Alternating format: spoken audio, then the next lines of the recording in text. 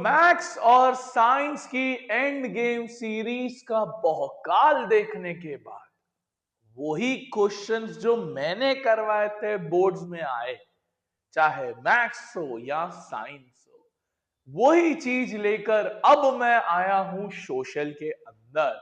Social में तेरे 80/80 लाने की जिम्मेदारी मेरी है।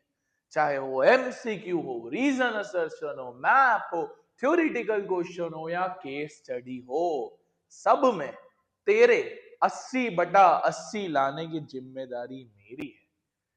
वो ही क्वेश्चंस करवाऊंगा, वही चीजें करवाऊंगा जिसमें तेरा काम हो जाएगा। वही क्वेश्चंस बोर्ड्स में रूबरू देखने को मिलेंगे। देख, हम 4 अलग अलग चीजें लेके आएंगे, हिस्ट्री, सिविक, इको, ज्योग्राफी। हम चैप्टर को थोड़ा फास्ट रिवाइज करेंगे। पहले तो अगर तेरे को चैप्टर रिवीजन करना है तो ब्रह्मास्त्र रिवीजन सीरीज चल चुकी है, जिसमें हर चैप्टर 15-15 मिनट में निपटाया है ताकि फास्ट फॉरवर्ड रिवीजन हो पाए। इसमें प्रोमिनेंटली हम ज्यादा फोकस करेंगे क्वेश्चंस के ऊपर, ज्यादातर फोकस क्वेश्चंस के ऊपर रहेगा। और क्वेश्चंस अगर तूने कर लिए तो तुझे भी पता है, मुझे भी पता है, काम हो जाएगा। तो चलिए क्लास 10 शुरू करते हैं एंड गेम क्लास 10 सोशल का बहुकाल। और पहले उठा रहे हैं हिस्टोरी। हिस्टोरी। देख बेटा, हिस्टोरी में पहला चैप्टर है यूरोप। बड़ा परेशान करता है ना। देख, यूरोप और इंडिया ऐसे दो चैप्टर है जिसमें से 5 नंबर के क्वेश्चन बनने के चांसेस सबसे ज्यादा है।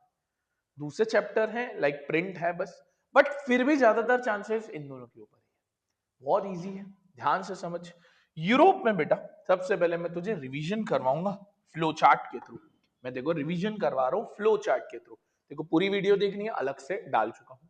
देख, सबसे पहले बेटा इसके अंदर फ्रेंच रिवॉल्यूशन का कॉन्सेप्ट आता है कि कैसे फ्रेंच रिवॉल्यूशन की वजह से वर्ल्ड वाइड सबसे पहला रिवॉल्यूशन हुआ था। तो ये है। फिर इसके अंदर ideas of la patrie, la citoyen, new French flag, estate general को रीनेम करना, new hymn, centralise administration system, ये सारी चीजें पहले आती है। बेटा ये क्वेश्चन बहुत पसंद है कि फ्रेंच रिवॉल्यूशन से कैसे क्या हुआ था, बहुत इंपॉर्टेंट है। फ्रेडरिक सोरो का इमेज सबसे पहले जो बताता है कि फ्यूचर कैसे होगा।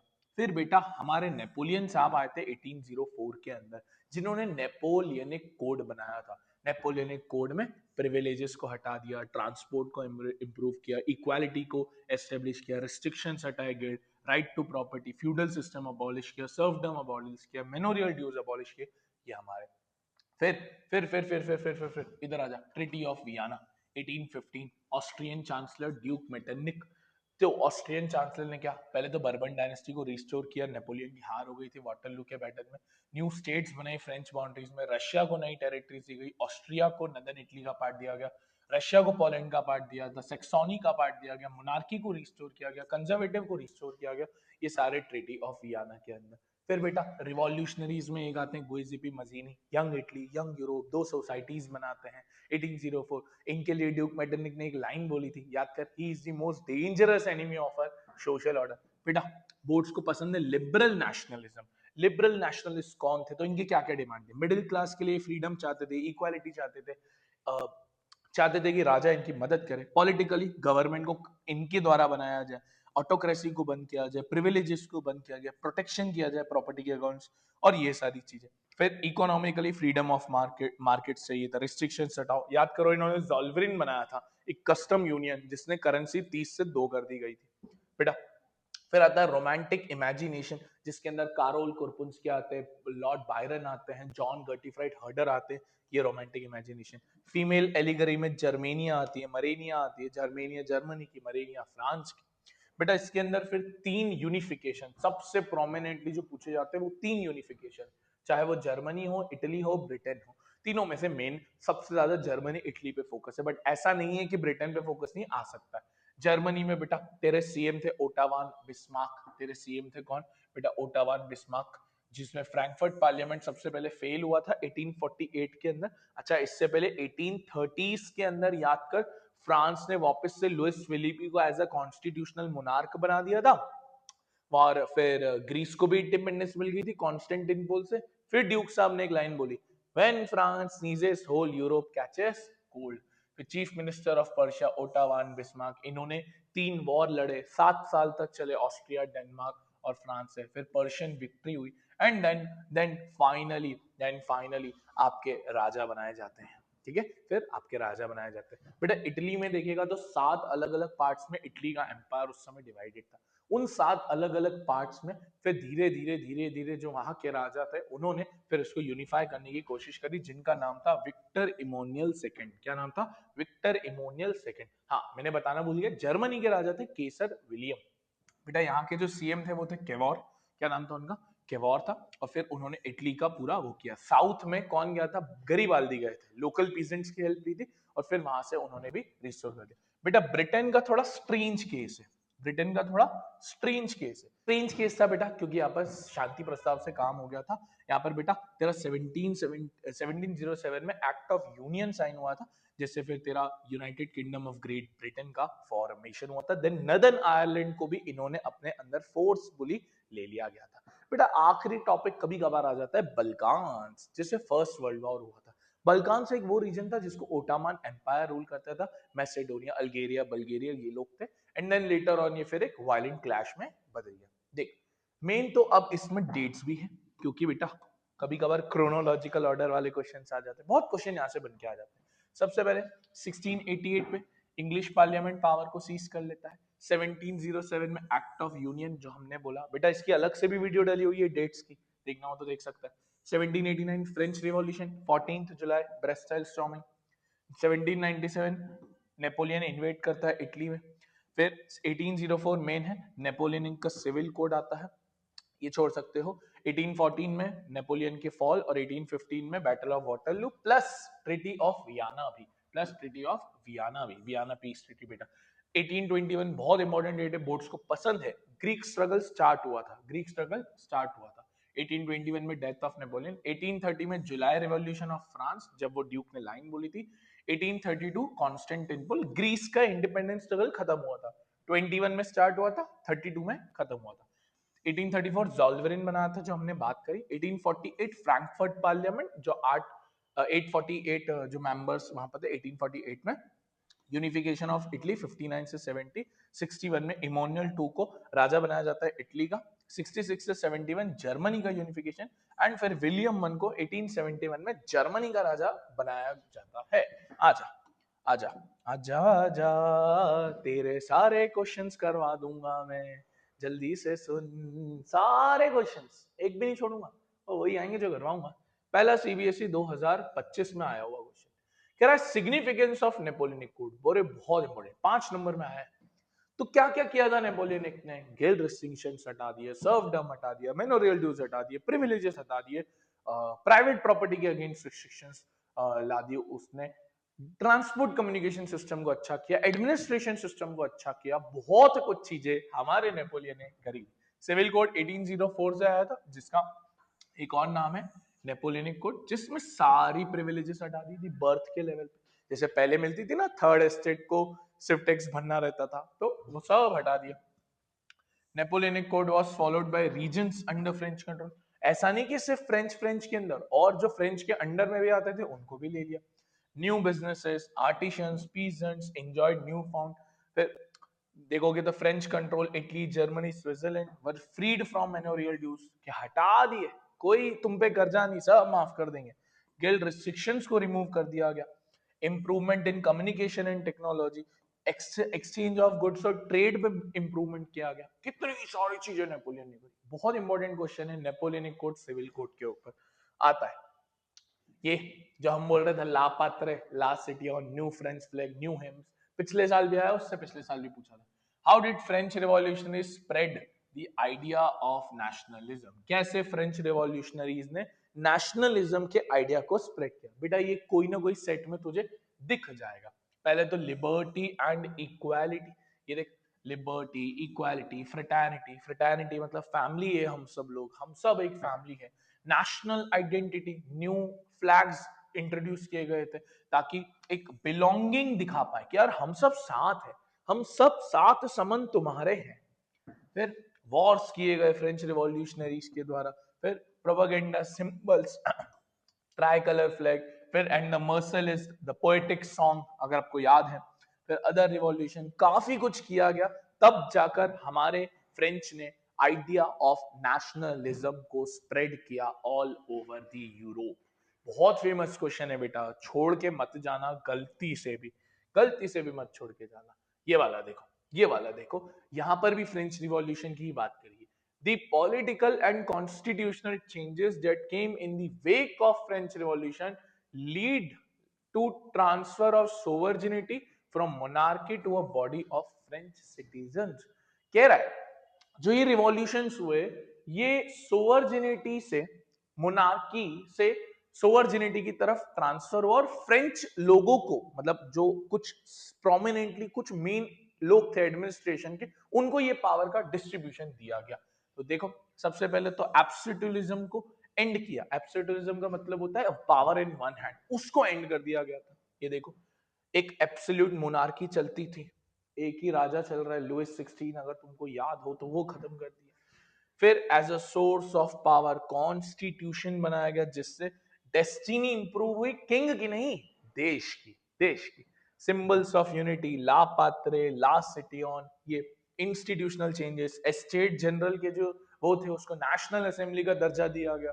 ये सारे सिस्टम बहुत आईएमपी क्वेश्चन है ये वाला, कि फ्रेंच रिवॉल्यूशन के किस तरीके से थे। ये देखो, सीबीक्यू कॉम्पिटेंसी बेस्ड पीडीएफ में से एक क्वेश्चन कह रहा है, Napoleonic French army brought democracy and accountability in governance across Europe by 1804. Reason: Napoleonic simplified administrative decisions, abolished feudal and freed serfdom। भाई सेकंड वाला तो बिल्कुल ही सही है, ट्रू है। क्या ऊपर वाला ट्रू है? नहीं। क्यों सर? क्या 1804 तक डेमोक्रेसी अकाउंटेबिलिटी आ गई थी क्या?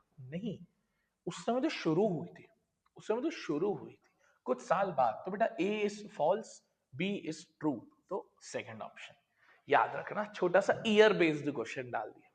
और देखो, और देखो, ये देखो क्या कह रहा है। Oman wanted more about Ottoman Empire, which of the following European countries he should visit? Bulgaria, क्योंकि हमने अभी बोला कि मैसेडोनिया, अल्गेरिया, बल्गेरिया, ये सब ओटोमन एम्पायर के अंडर कंट्रोल में आते थे, तो बल्गेरिया जाना चाहिए। और देखो, explain the formation of United kingdom of great Britain. जो हमने बोला कि यूनिफिकेशन आता है बेटा 2024 में भी आया है, 2024 में भी आया बेटा। तू सोच रहा होगा सर इसकी पीडीएफ कहाँ मिलेगी?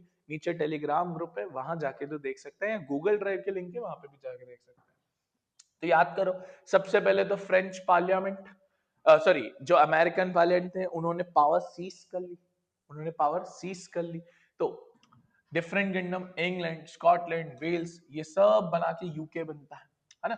ये फिर लिखा हुआ है इन 1707 इंग्लैंड एंड स्कॉटलैंड साथ में मिलके बने थे ग्रेट ब्रिटेन।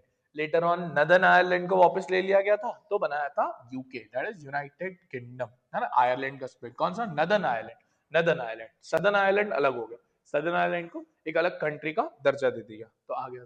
ये देखो, जर्मन यूनिफिकेशन 2024, 2024 में तीनों यूनिफिकेशन आए, 2025 में एक भी नहीं आया। तो जर्मन यूनिफिकेशन में वही Ottoman Bismarck main architect, 3 war, 7 साल, ऑस्ट्रिया, डेनमार्क, फ्रांस, राजा बनाया केसर विलियम वन को, ये पर्शियन किंग विलियम वन। बहुत इंपॉर्टेंट है यूनिफिकेशन। छोटे क्वेश्चन आ जाते हैं, बड़े क्वेश्चन आ जाते हैं। इटली वापस 2024 सेम, ओटोमन, सॉरी, सात पार्ट्स में डिवाइडेड था, नॉर्थ, साउथ, सेंट्रल, सारियाना, ये 4 मेन प्रोमिनेंट पार्ट्स थे। साउथ में गुइजिपी गरीबाल्दी को बचा था, नॉर्थ में केवोर को बचा था, और सारियाना और सेंट्रल में राजा के अच्छे रिलेशन थे, तो राजा जीत गया था, विक्टर इमोनियल सेकंड। मेरे सबसे पहले तो मजीनी ने किया था 1830 में, जो फेल हो गए थे। फिर लेटर ऑन गरीबाल्दी हो गया, केवोर हो गया, फिर राजा बनाए गए विक्टर इमोनियल सेकंड। ठीक है, इंपॉर्टेंट यूनिफिकेशन। फिर ग्रीक वॉर याद करो, 1821 में स्टार्ट हुआ था, 1838 में कॉन्स्टेंटिनोपल की ट्रीटी से समाप्त हो गया था। How did Greek war of independence nationalist feeling over the educated class, कैसे एजुकेटेड लेके आए थे? और देखो, सबसे पहले तो स्ट्रगल अगेन ओटोमन रूल, वही ओटोमन रूल के अगेंस्ट इनकी भी लड़ाई थी। ग्रीक्स का काफी सपोर्ट मिला, एग्जाइल से लोग जेल से सपोर्ट कर रहे थे, ग्रीक स्ट्रगल को प्रमोट कर रहे थे। कल्चर का मोबिलाइजेशन हुआ, जो उस समय वॉर के दौरान सॉन्ग्स होते हैं, वॉर के दौरान आइडेंटिटीज होती है, वॉर के दौरान जो फीलिंग्स आती है, उससे कल्चर शेप होना चालू हो गया। ये देखो, public opinion through cultural mean, poets, artist Europe में सेलिब्रेट करने लगे कि कैसे एक जो पोएट है उसने अपनी पोएट्रीज लिखी, शायरियां, शेरो शायरियां लिखी, लेटर्स लिखे, लोग पढ़े, लोगों को दिखा और ग्रीस स्ट्रगल इतना अच्छा है, इतना अच्छा है, ये सारी चीजें। ये देखो, cradle of European civilisation, sympathy मिला, सपोर्ट मिला। फिर Greece as a independent nation, तो लोगों को लगता है भाई देश आजाद हुआ है। हमारा देश जब आजाद हुआ हिंदुस्तान, तो हमें भी आज फीलिंग आती है कि अरे क्या देश था। तो ये, और देखोगे, और देखोगे, फ्रेडरिक सोरो 2023, पहले ही पेज पर भाई साहब की इमेज है, एक वीडियो आएगी अभी all picture related question. Frederic Sorrieu, social republic, कैसे उन्होंने, तो उन्होंने पहले ही प्रेडिक्ट कर लिया था कि जर्मनी आगे जाके कैसा होगा, यूनाइटेड दिखेगा उनको, मैनिफेस्टेशन, मैनिफेस्टेशन। ये देखो, कहाँ गया, despite the temporary establishment of democratic Republic, the social reform remained elusive, and the defeat of the December, the concept of social republic emerged before the February Revolution and a visionary ideal, but the violent repression of Paris। ये पूरा लिखा हुआ है कि किस तरीके से फिर ये फ्रेडरिक सोरो की चीज हुई थी। 2023 में ऐसा क्वेश्चन दिखा था। आ जाओ, आ जाओ, यूरोप के मैंने तुमको सारे क्वेश्चन, हाँ, जर्मेनिया कभी कभार आ जाता है, मजीनी के बारे में शॉर्ट नोट कभी कभार आ जाता है, छोटे मोटे चीजें तो बहुत आ जाती है। मेन मेन चीज, जैसे अब एक लिबरल आइडियोलॉजी के ऊपर क्वेश्चन आ जाता है कि क्या थी लिबरल आइडियोलॉजी, और उस लिबरल आइडियोलॉजी में लोग जॉल्वेरिन क्या था, फिर बहुत सारी ऐसी छोटी मोटी चीजें आ गई, कारोल कोरपन्स की रोमांटिक इमेजिनेशन, ऐसे चुटपुट चुटपुट टॉपिक तो बहुत आते हैं, बहुत आते हैं, बहुत आते हैं। फिर देखो, नेशनलिज्म इन इंडिया, सारे जहां से अच्छा हिंदुस्तान हमारा। नेशनलिज्म इन इंडिया के अंदर सबसे पहले फ्लो चार्ट का रिवीजन देखा, सबसे पहले बहुत पसंद है बोर्ड्स को, impact of world war one on India. Boards के लिए सबसे फेवरेट क्वेश्चन यही है कि फर्स्ट वर्ल्ड वॉर का विश्व पे तो छोड़ो, भारत पे क्या इम्पैक्ट हुआ, चाहे वो एक इकोनॉमिक पॉलिटिकल सिचुएशन क्रिएट होना हो, इनकम टैक्स लॉन्च करना हो, टैक्सेस बढ़ा देना चालू, custom duty, income tax, prices बढ़ गई बहुत एसेंशियल कमोडिटीज की, उस समय विलेजर्स में फोर्सफुली रिक्रूट किया जाता था, लोगों को जबरदस्ती बैटल ग्राउंड लगाया जाता था, इन्फ्लुएंजा एपिडेमिक की वजह से मिलियंस ऑफ पीपल पैरिश हो गए, ये सारी चीजें हो गई। इसी दौरान क्या होता है, हमारे गांधी जी आते हैं 1915 में साउथ अफ्रीका से, जो 3 जगह अपना सत्याग्रह लॉन्च करते हैं। सत्याग्रह का मतलब क्या होता है, सत्य के लिए आग्रह, यानी fighting for truth without violence, बिना कोई हिंसा के। तो 3 जगह लॉन्च किया, Champaran 1917, Ahmedabad cotton mill workers के लिए 1918, खेदा 1918 आपके गुजरात के अंदर। तीनों का मैप वर्क बड़ा आता है बेटा। फिर इसके बाद आता है ब्रिटिशर्स का एक फेमस एक्ट, रॉलेट एक्ट। इस एक्ट के अकॉर्डिंग गवर्नमेंट यानी कॉलोनियल गवर्नमेंट, ब्रिटिश गवर्नमेंट को 2 साल के लिए किसी भी पॉलिटिकल लीडर, किसी भी पॉलिटिकल प्रिजनर को जेल में डाल दिया जा सकता था, और जितनी भी पॉलिटिकल एक्टिविटीज होनी थी वो सब बैन थी, कोई नहीं दे सकता था। गांधी जी ने इसके अगेंस्ट में चालू किया था Rowlatt Satyagraha, and then it took around for the 13 April 1919 Jallianwala Bagh incident, जो in famous Amritsar Punjab province के अंदर जनरल डायर आता है, ओपन फायर करता है, और हजारों की तादाद में लोग उस समय मारे जाते हैं। गांधी जी इस चीज को देखते हैं तो मूवमेंट को ऑफ डाउन कर देते हैं, बंद कर देते हैं। Then finally Gandhi ji non cooperation start करते हैं। नॉन कॉपरेशन की स्टार्टिंग कैसे हुई थी बेटा, नॉन कॉपरेशन की स्टार्टिंग हुई थी, 2 अली ब्रदर्स मिलने आए थे, मोहम्मद अली, शौकत अली, जो ओटोमन एम्पायर को वर्शिप करते थे, ओटोमन एम्पायर से आए थे, और उन्होंने गांधी जी को बोला कि भैया हमारी भी फाइट ब्रिटेन वालों से, आपकी भी फाइट ब्रिटेन वाले से। तो कहावत है ना, दुश्मन का दुश्मन दोस्त होता है। तो बस वही कहावत की वजह से और वही रिलेशन की वजह से गांधी जी ने नॉन कॉपरेशन खिलाफत मूवमेंट चालू किया। इससे पहले बॉम्बे कमिटी बनी थी, उस बॉम्बे कमिटी में फिर खिलाफत, बॉम्बे मतलब बॉम्बे में कमिटी बनी थी खिलाफत कमिटी, उसके अंदर ही सब डिस्कशन किया।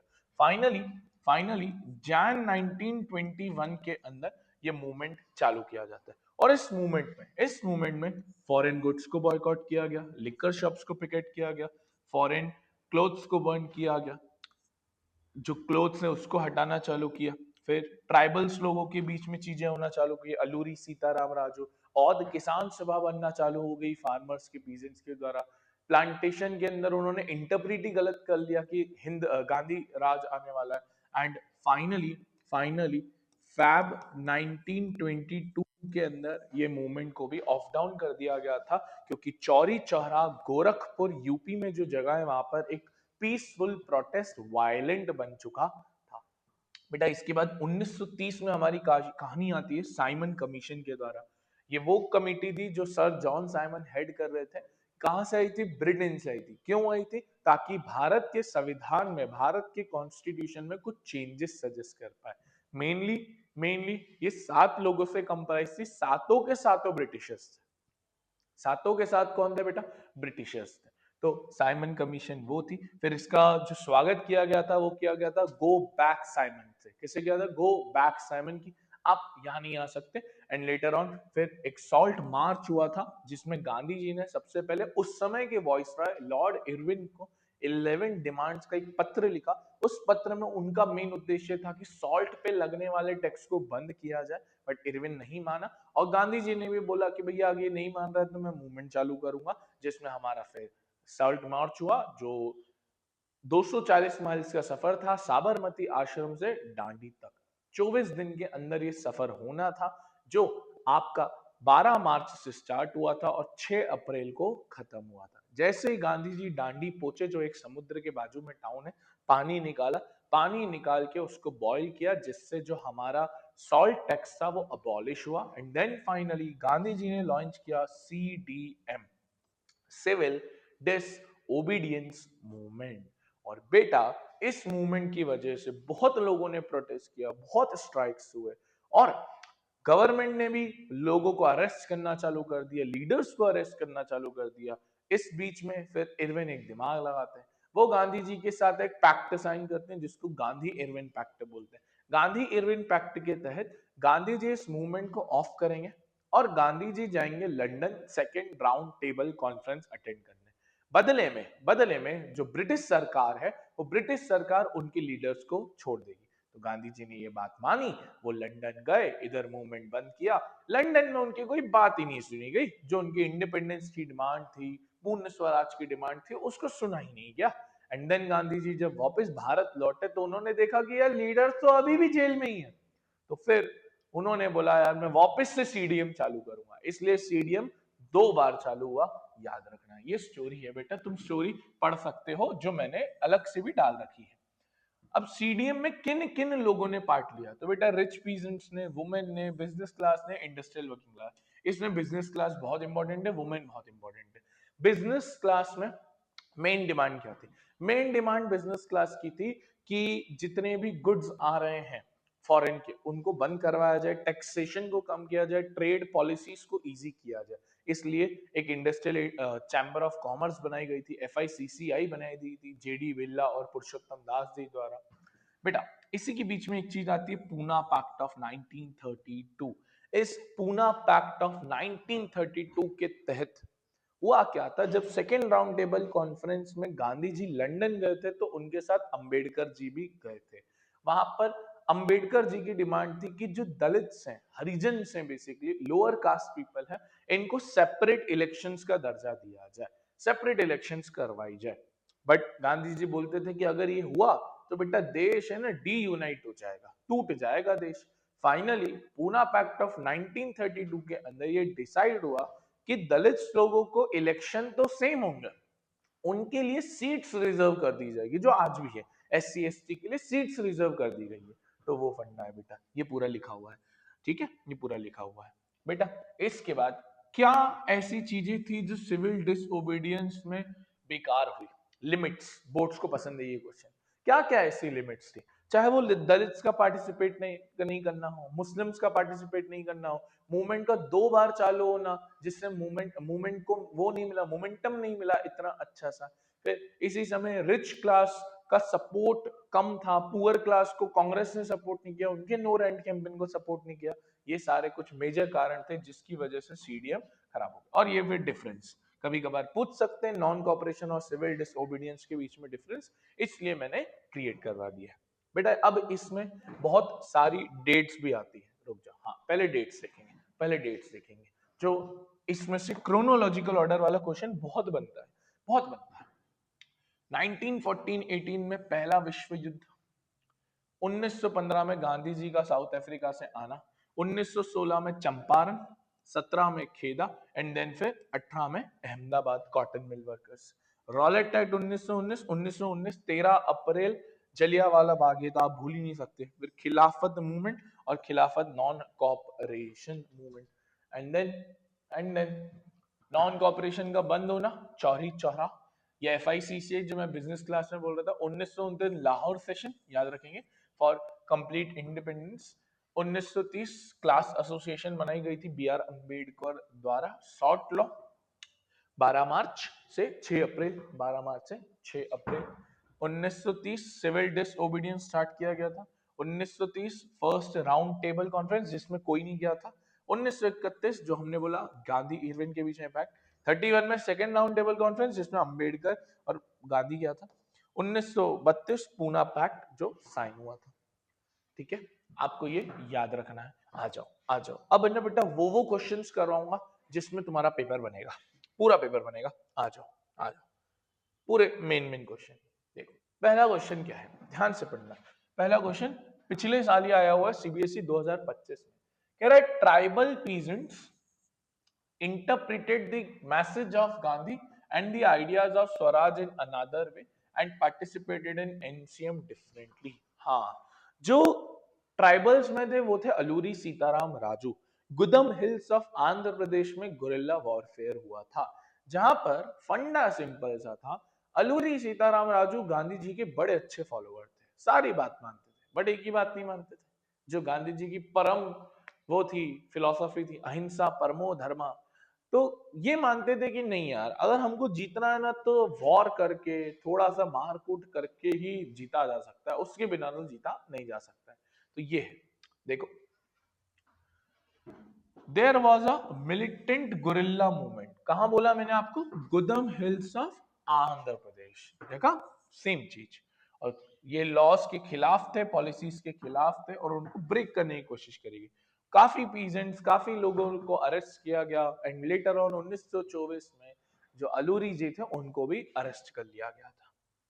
तो ट्राइबल्स का इम्पैक्ट, बेटा ये बहुत फेमस क्वेश्चन है, बोर्ड्स को बड़ा पसंद है। Effect of first world war पिछले सालों में बहुत बार पूछा गया है कि फर्स्ट वर्ल्ड वॉर पे क्या क्या इम्पैक्ट हुआ था भारत देश के अंदर, चाहे वो एक नई इकोनॉमिकल और पॉलिटिकल सिचुएशन क्रिएट करना हो, डिफेंस में बहुत खर्चा, इनकम टैक्स लॉन्च किया, कस्टम ड्यूटीज लॉन्च करी, ये देखो प्राइसेस इंक्रीज हो गए जिसमें लोग खरीद नहीं पा रहे थे, फोर्सफुली रिक्रूट करते थे गांव वालों को, एपिडेमिक हो गया, मिलियंस लोग पैरिश हो गए। ये सारी चीजें बहुत इंपॉर्टेंट क्वेश्चन है बेटा। ये देखो पिछले साल सॉल्ट मार्च पे क्वेश्चन आया एक सेट में, कह रहा है how did the salt march became an effective tool of resistance against colonialism। कैसे एक सॉल्ट मार्च काफी इफेक्टिव टूल था against the government, social government, colonial government.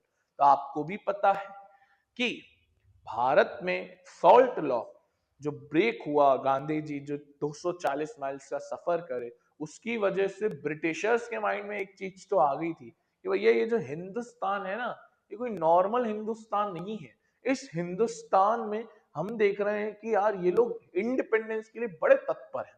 तो इस वजह से वो काफी इफेक्टिव टूल बना और कॉलोनियल गवर्नमेंट को काफी शॉक लगा था इसको।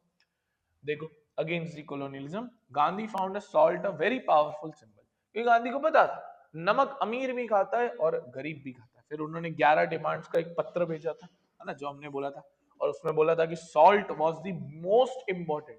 और फिर गांधी जी अपने 78 वॉलंटियर्स के साथ स्टार्ट किए थे और 6 अप्रैल को वो पहुंचते हैं एंड देन वो फिर पानी बॉईल करते हैं और ब्रेक करते हैं। इंपॉर्टेंट क्वेश्चन है सॉल्ट मार्च के ऊपर। ये देखो, ये वाला, ये मैंने उधर टॉपिक नहीं लिया फ्लो चार्ट में, यहाँ ले ले। ये क्वेश्चन आपको हर साल दिख जाएगा मोटा मोटा लेवल पे, भाषा इधर उधर करके कैसे री interpretation of history sense of collective belonging बनाता है, या कैसे भारत की आजादी के बारे में कैसी चीजें फैलाई गई थी, कैसे देश में नेशनलिटी की भावना आती है, नेशनलिज्म आता है, देश भावना आती है, वो सारी चीजें जरा ध्यान से देखिएगा, बहुत इंपॉर्टेंट है। देखो तो देखो, in response Indian begin to pass to discover India's great achievement, चाहे वो फोकलोर हो, पोएट्रीज हो, म्यूजिक हो, सॉन्ग्स हो, ये सारी चीजें देखना चालू गए। They wrote about the glorious development in ancient times, चाहे वो रिलीजन हो, कल्चर, लॉ हो, फिलोसॉफी हो, ये सारी चीजें। फिर इन्होंने रीडर्स को पढ़ाना चालू किया, बताना चालू किया कि हमारी हिस्ट्री किस तरीके से वर्क करती है, ये सारी चीजें। They fought back for their rights and finally in 1947 Bharat को 15 अगस्त को आजादी मिल गई। बहुत फेमस क्वेश्चन है, री इंटरप्रिटेशन ऑफ हिस्ट्री पे हमेशा आपको एक क्वेश्चन देखने को मिल जाएगा। ये देखो, वापस उसी को घुमा के सीबीएसई 2024 में पूछा। There were variety of cultural processes through which Indian nationalists captured images.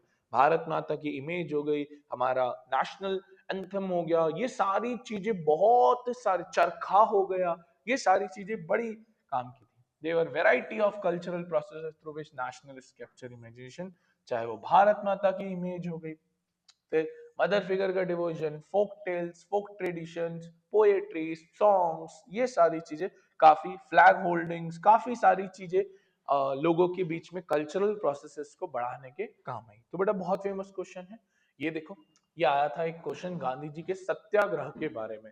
क्या लिखा है?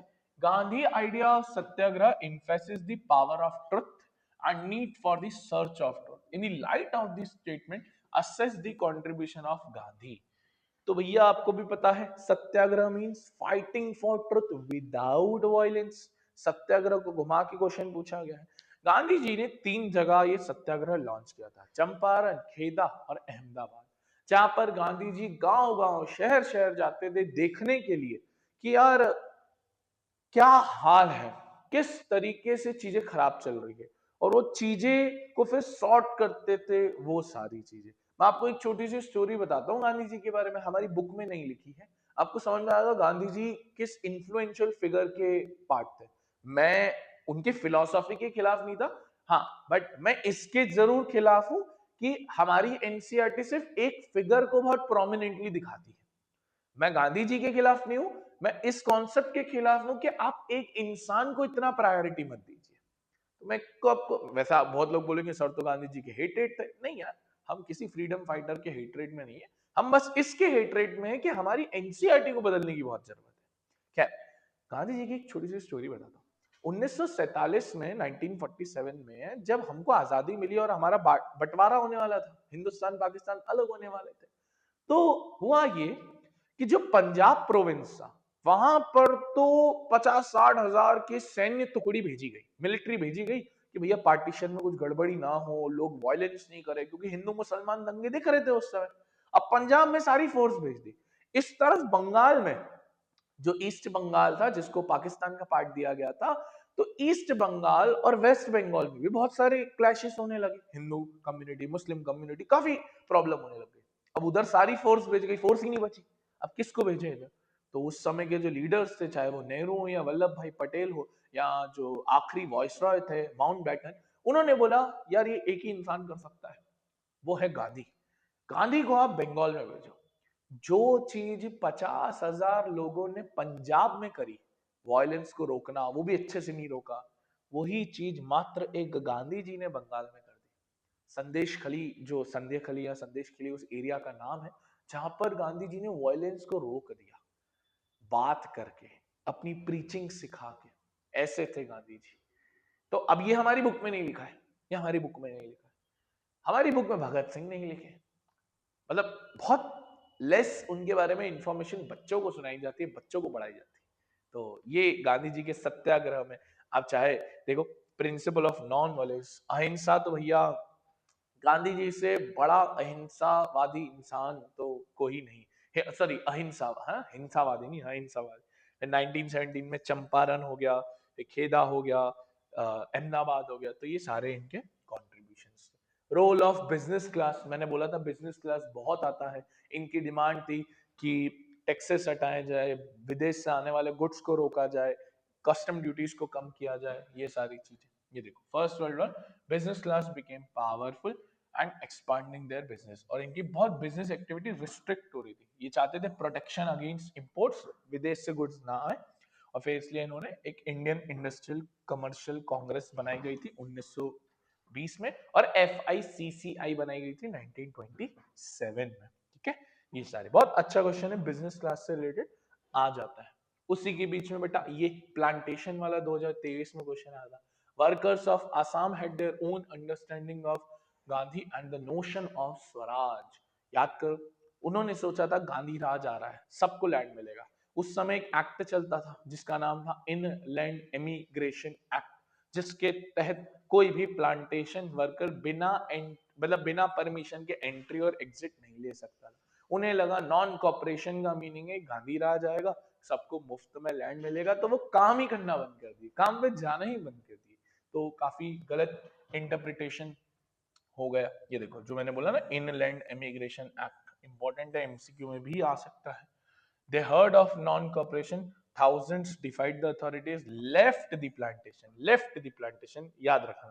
ठीक है, they believe Gandhi Raj was coming, जो मैंने बोला इनको लग रहा था गांधी राज आ रहा है, बट ऐसा कुछ था नहीं, ऐसा तो कुछ बोला ही नहीं गया था। बेटा अब इस चैप्टर में मैप भी बहुत आ जाते हैं, काफी मैप आ जाते हैं, तो आपको पता होना चाहिए 2 नंबर का मैप आना है, जो मैंने इसमें डाल दिया। सबसे पहले बेटा कुछ सेशंस हैं, जिस सेशन में पहले नागपुर सेशन है 1920 का, जो यहाँ पर है, फिर कलकत्ता सेशन है वेस्ट बंगाल, और फिर मद्रास सेशन है आपका यहाँ पर। तीनों सेशन आपको पता होने चाहिए। लाहौर सेशन का मार्किंग नहीं आता है, बस डेट आ सकती है कि लाहौर सेशन कब हुआ था, याद रखेंगे। बेटा फिर कुछ फेमस फेमस चीजें, जैसे अमृतसर में जलियांवाला बाग इंसिडेंट, अहमदाबाद, खेदा और चंपारण 3 सत्याग्रह, दांडी मार्च का दांडी गुजरात में, और चौरी चौरा तो बहुत आता है। कैसे आता है, नेम द प्लेस या फाइंड द प्लेस या mark the place where NCM was called off, non cooperation बंद किया गया था। ठीक है, आ जाओ, अब आ जाओ अगले चैप्टर पे, ग्लोबल वर्ल्ड। ग्लोबल वर्ल्ड में तो वैसे भी एक 2 नंबर का ही क्वेश्चन आने के ज्यादा चांस है, तो बहुत छोटू ही चैप्टर है। आ जाओ, डेट भी नहीं है, पहले थोड़ा रिवाइज करेंगे ग्लोबल वर्ल्ड को। ग्लोबल वर्ल्ड देखो, सबसे पहले प्री मॉडर्न वर्ल्ड में कैसे काम होता था, सिल्क रूट के थ्रू। चाहे वो चीजें जाना हो, फूड जाना हो, डिसीज जाना हो, इन्वेंशन जाना हो, साइंटिस्ट को जाना हो, रिलीजियस टेम्पर को जाना हो, ये सारी चीजें उस तरह फैलती थी। तो यहाँ यही लिखा है, चाहे वो डिसीज हो, यहाँ पे देखोगे तो coastal trade, money, value, skills, ideas, invention, germs, disease, ये सब जाता था, ये silk route. Very important question, silk route जो ये पूरा एशिया से जाके यूरोप, अफ्रीका को कनेक्ट करता था। फिर फूड भी ट्रैवल किया, स्पगेटी हो गया, पास्ता हो गया, पोटैटो हो गया, ये सारी चीजें, स्पाइसेस हो गई, ये सारी। इसी के बीच में बेटा तुमको आयरलैंड का वो फेमाइन, इरिश फेमाइन, जिसमें पोटैटोज निकालते निकालते पूरी जमीन ही खत्म हो गई, और फिर लाखों की तादाद में लोग मर गए। डिसीज, डिसीज में आपको याद होना चाहिए, सबसे पहले तो प्रेजेंट डे पेरू, मैक्सिको, ये सारी चीजें। फिर इसके अंदर कैसे स्मॉल पॉक्स जो स्पेनिश कॉन्करर्स ने फैलाई थी अमेरिका के अंदर, क्योंकि अमेरिका वालों के पास उसकी इम्यूनिटी नहीं थी, तो वो फैला दी। अब वेपन्स को तो आप होल्ड कर सकते हो, पकड़ सकते हो, लोगों को पकड़ सकते हो, बीमारी को कैसे पकड़ोगे, चाहे वो कोविड-19 ही थी। तो इस तरीके से लोग उस समय कॉन्कर करते थे, किसी देश को इन्वेड करते थे।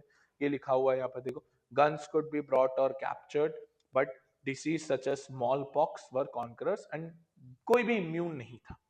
देखो अब बोर्ड्स कैसे क्वेश्चन पूछता है, बहुत इजी क्वेश्चन है। लास्ट ईयर क्या है, how was the Indian subcontinent crucial for trade network during 6th century.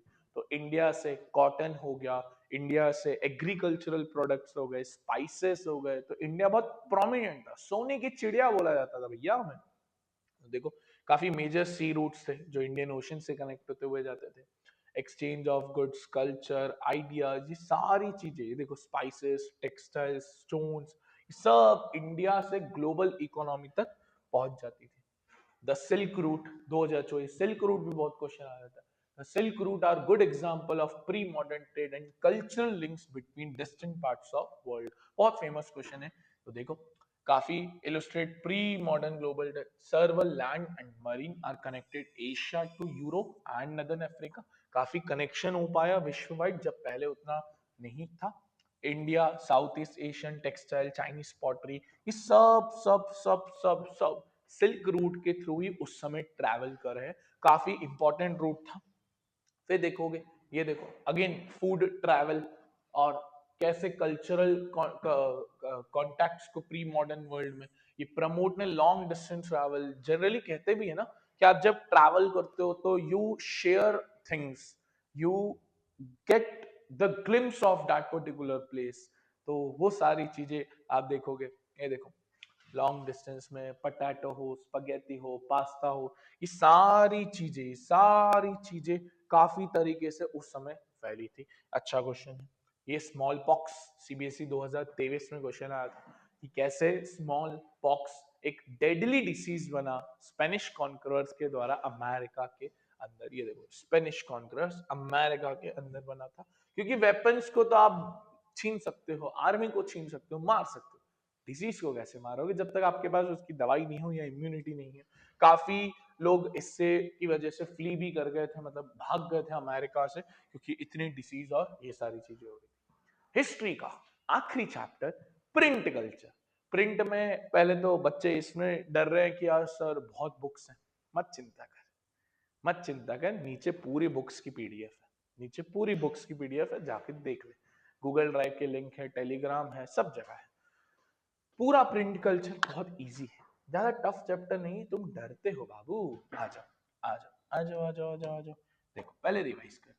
सबसे पहले फर्स्ट प्रिंटेड बुक्स, जिसमें हमारे चाइना में सबसे पहले स्टार्ट हुआ था, फिर जापान एंड कोरिया. चाइना के अंदर शंघाई, जहाँ उनका कैपिटल है, सबसे प्रोमिनेंट रीजन बना. पहले तो वो सिर्फ ब्यूरोक्रेट्स के लिए बुक्स बनाते थे, एग्जाम्स के लिए बुक बनाते थे. धीरे धीरे धीरे धीरे रीडर्स के लिए बुक बना चालू हुआ. फिर चाइना से ये शिफ्ट होके जापान में गई, जिसका पहले नाम ईडो था. सॉरी टोक्यो में गई, जिसका पहले नाम ईडो था. जापान में फर्स्ट बुद्धिस्ट डायमंड सूत्र बुक बनेगी. फिर जापान के अंदर वो चीज एक्सपांड हुई. ये देखो बुद्धिस्ट डायमंड सूत्र, जापानीज बुक. फिर ये यूरोप में, यूरोप में कौन लेके आता है, इंपॉर्टेंट है, मार्को पोलो. इटली के अंदर लेके आते हैं. कहां पे लेके आते हैं, इटली के अंदर लेके आते हैं. फिर ये वेलम पे भी बुक्स बनती थी. वेलम होता था बहुत बहुत ज्यादा महंगी एनिमल स्किन, बहुत महंगी आती थी. और फिर गुटनबर्ग, ओए होए होए होए होए होए होए, गुटनबर्ग पे तो क्वेश्चन आता ही है कि गुटनबर्ग ने फर्स्ट प्रिंटिंग प्रेस बनाई, जिसकी वजह से यूरोप के अंदर काफी रिवॉल्यूशनाइज हुआ. पहले हैंड प्रिंटिंग होती थी, फिर मैकेनिकल प्रिंटिंग होने लगी, मशीन मेड प्रिंटिंग होना चालू हो गई. धीरे धीरे फिर यूरोप के हर पार्ट्स में ये स्प्रेड. सबसे पहली बुक थी बाइबल, जिसमें 180 बुक्स बनाने में 3 साल का समय लगा था. यानी हमको दिखाता है कि किस तरीके से उस समय प्रिंटिंग बहुत धीरे हो रही थी. ये बहुत आईएमपी क्वेश्चन है. प्रिंट रिवॉल्यूशन का रिलीजियस इंपैक्ट क्या हुआ. एक इंसान थे जिनका नाम था मार्टिन लूथर. मार्टिन लूथर ने उस समय की कैथोलिक चर्च को क्रिटिसाइज किया, उनकी अवहेलना करी, उनकी बुराई करी कि भैया जो तुम धर्म के नाम पर लोगों को लूट रहे हो ना, लोगों की भावना से खेल रहे हो, वो गलत है. 95 थीसिस लिखी, और इन्होंने बोला भी था कि the printing is the ultimate gift and the greatest one, gift of God and the greatest one. एक वो भी थे मिलर मेनोक्यू, इटली के, उन्होंने भी लिखा. फिर उनको क्या होता था, जब चर्च पता लगाती थी कि ये हमारे खिलाफ लिख रहा है, तो एक काम करो, इसको एक वो करो, वार्निंग इश्यू करो. वार्निंग से नहीं माना, उठा लो.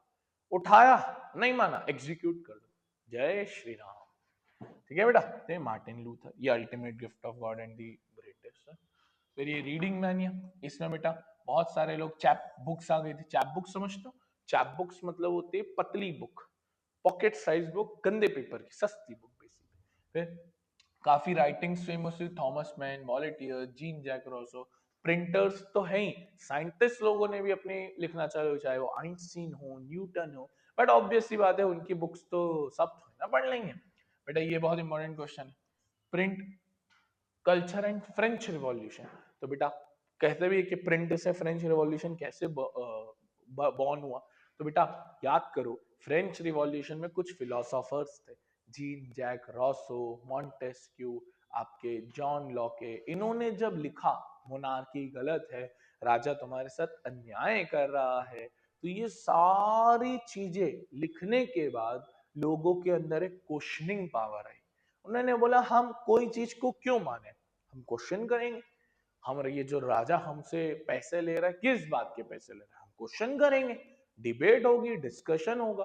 तो प्रिंट ने क्या किया, इंटरनली आपके काफी रोड ब्लॉक्स खोल दिए, काफी ब्लॉकिंग ऑफ जो माइंड थी उस समय के लोगों में, वो काफी खोल दी। इवन आज भी ऐसा है, आप कोई बुक पढ़, आप कोई बुक पढ़ो, आपके माइंड में एकदम ही नए ब्लॉक्स खुलेंगे, नए न्यूरॉन्स को कनेक्शंस बनेंगे, क्योंकि बुक्स में वो पावर होती है। आज भी लोग बोलते हैं ना कि books are very old tradition. आप मानोगे नहीं, इन माय रूम, जो मेरा खुद का रूम है, उस खुद के रूम में I have more than hundreds of book, self help, spiritual books, क्योंकि मुझे पसंद है curious things. I have a book on Indian freedom struggle. आपने अगर एक बुक का नाम सुना, अभी इस पे वेब सीरीज आने वाली है भुवन बाम की, जिसका नाम है रिवॉल्यूशनरीज। तो सचिंद्र सन्याल नाम की एक ऑथर है, उन्होंने एक बुक लिखा, और वो ऐसी बुक लिखी है, मतलब literally the best book I have ever read. शुरू के 2-3 चैप्टर तो वाज वेरी बोरिंग, मुझे मजा नहीं आ रहा था, बट जैसे एक वो टर्निंग पॉइंट आया, it's a very very very fine book based on true story of our Indian nation. तो जब उन्होंने लिखी, और मैंने तीसरे चौथे चैप्टर के बाद 2 दिन में तो मैंने बुक खत्म कर दी, क्योंकि मुझे इतनी पसंद आई। मेरे को देखना था अब क्या होगा, अब क्या होगा। उस बुक का नाम ही है रिवॉल्यूशनरी, और उसके नीचे लिखा है the hidden truth about Indian independence. तो ग्रेट, ऐसी बुक्स पढ़ने से, आप जैसे कोई स्पिरिचुअल बुक पढ़ोगे, भागवतम पढ़ ली, गीता पढ़ ली, महाभारत पढ़ ली, भक्तमाला पढ़ ली, आप जब पढ़ोगे ना, you will be very curious, क्या क्या हुआ, कैसे हुआ, कौन था। ऐसी स्टोरीज हमेशा हमको अमेज करती है, और not stories, they are a real true life based incidents. ऐसी चीजें है भाई। फ्रेंच रिवॉल्यूशन के अंदर भी ऐसा ही हुआ। फिर बेटा आता है India in the world of print. तो इंडिया में कैसी कैसी बुक्स, भाई इसमें बहुत बुक्स हैं, बहुत बुक्स हैं। इसमें आपको पीडीएफ तो देखनी ही पड़ेगी, मैं वीडियो भी लाऊंगा। पोर्चुगीज मिशनरी सबसे पहले लेके आए, सबसे पहले James Augustus Hicky Bengal gazette नाम की एक वीकली मैगजीन को अपडेट करने लग गए और चालू करने लग गए। राजा राम मोहन राय समाद कुमुदी, जिन्होंने ऑर्थोडॉक्स और डाउरी और जो सती सिस्टम था उसके खिलाफ लिखना चालू किया। फिर अमर जीबान, ताराबाई शिंदे, पंडिता रामबाई, ज्योतिबा फुले, इन्होंने वुमेन की लाइफ के बारे में लिखा, अपर कास्ट लोअर कास्ट इनके बारे में लिखा। फिर बेटा एक एक्ट पास किया गया था जिसका नाम था वर्निकुलर प्रेस एक्ट, और ये वर्निकुलर प्रेस एक्ट के अकॉर्डिंग हम ब्रिटिशर्स के खिलाफ कुछ नहीं लिख सकते थे। और यही एक परेशानी थी कि अगर आप कोई बुक लिखते थे तो वो पहले सेंसरशिप बोर्ड के पास जाएगी। अगर उन्होंने देखा कि बुक में कुछ तो खराबी है, बुक में हमारे खिलाफ कुछ लिखा है, तो वो फिर न्यूज़पेपर को वार्निंग दी जाती थी, और अगर वार्निंग इग्नोर करी तो उनकी प्रिंटिंग प्रेस बंद। एक और बुक है बाल गंगाधर तिलक ने लिखी थी, केसरी। ठीक है बेटा, अब देखो कुछ कुछ डेट्स हैं, क्या क्या डेट्स हैं ध्यान से देखिएगा। सबसे पहले चाइना में स्टार्ट हो गई थी 594 एडी के दौरान हैंड प्रिंटिंग। फिर Marco Polo, very important date, very important, Marco Polo Europe के अंदर, इटली के अंदर प्रोमिनेंटली जो प्रिंटिंग टेक्नोलॉजी थी उसको लेके आए थे। गुटनबर्ग का डेवलपमेंट 1430s के अंदर, मार्टिन लूथर जो रोमन कैथोलिक चर्च 95 थीसिस, फर्स्ट तमिल बुक कोचिन में, first Malayalam book English printing, first edition of Ramcharitmanas.